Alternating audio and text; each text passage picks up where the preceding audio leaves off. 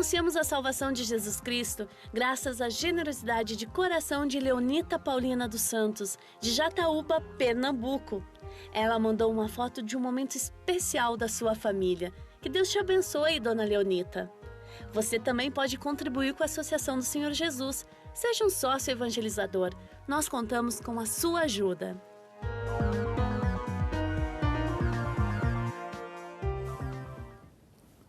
Leonita querida, muito obrigada. Obrigada pela fotografia tão linda e obrigada também por ser sócia desta obra, fiel, viu?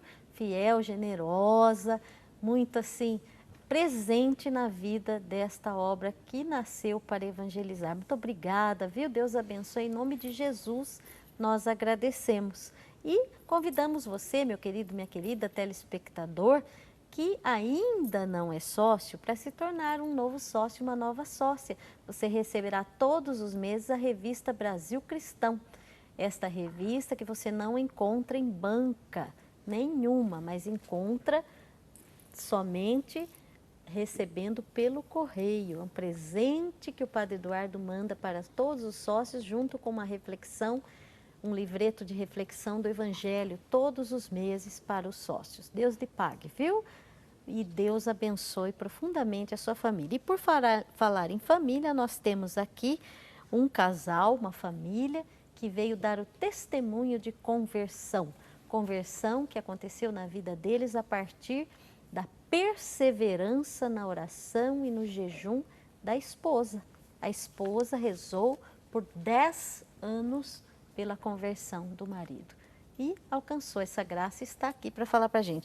Antes só da gente continuar, eu só quero ler 2 sócios novos que chegaram. Selma Alves Ferreira, de Limeira, São Paulo, acabou de se tornar uma sócia, querida, obrigada. E a Quitéria Raimunda de Lima, de Itaporanga, na Paraíba, também acabou de se tornar uma sócia. Muito obrigada, Deus abençoe vocês. Eu quero saber, então, como é que foi que aconteceu esta conversão. Foi no ano de 2005, né? Isso. No ano de 2005, houve a guinada aí na vida do Marcos. Exatamente. Mas a partir do quê? A partir de mais uma tentativa, como muitas outras, né?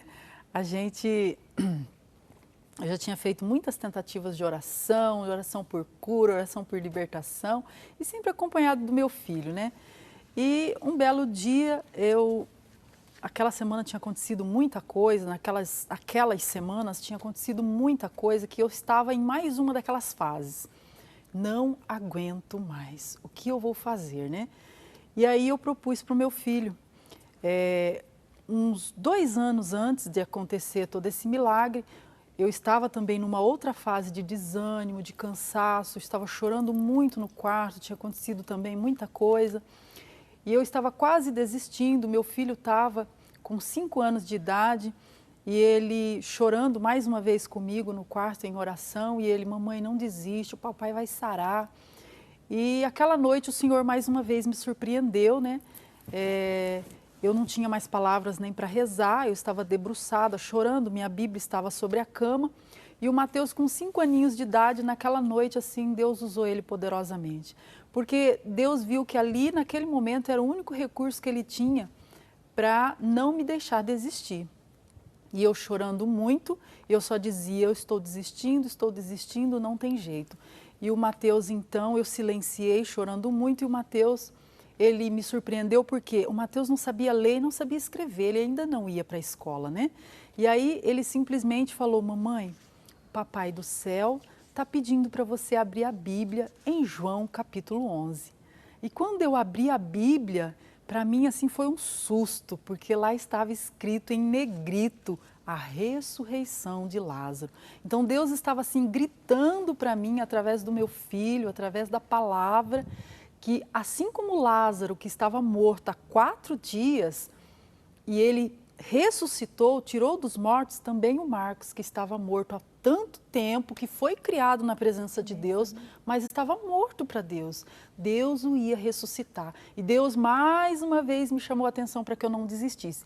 Passado 2 anos desse acontecimento, mais uma vez eu ergui a cabeça, continuei e fomos caminhando. Passado 2 anos disso, Mais uma vez eu estava esgotada, cansada, e eu falei para o Mateus: filho, vamos fazer um cerco de Jericó pelo papai.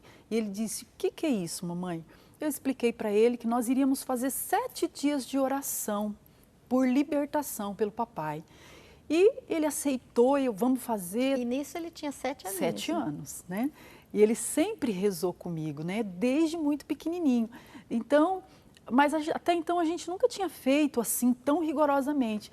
E aí eu falei para ele: vamos ousar mais. Além de fazermos 7 dias de oração, vamos também jejuar pelo papai. E ele falou: o que é isso, mamãe? E expliquei para ele. E como uma criança de 7 anos jejuar, né? Como explicar isso para uma criança? Eu expliquei com todo jeitinho para ele. E ele, falei: você entendeu, filha? Entendi, mamãe. E eu falei: o que você acha que você pode sacrificar pela conversão do papai?